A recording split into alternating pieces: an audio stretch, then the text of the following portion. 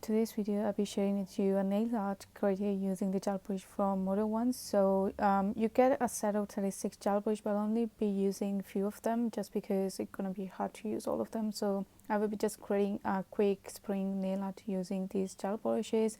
So as you know, Modelones has got different kind of gel brush, and they are order free, as that's one of the good things.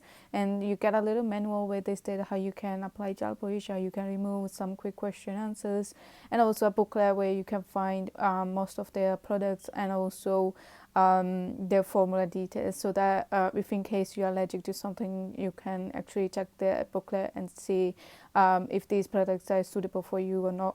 So at the back you do get some contact us informations, and then the box got different gel brushes. You also have got blooming gel, which can be used to create like the water marble or marble effect. So you get plenty of shades which can be used for Easter, summer nail art, or for spring nail art.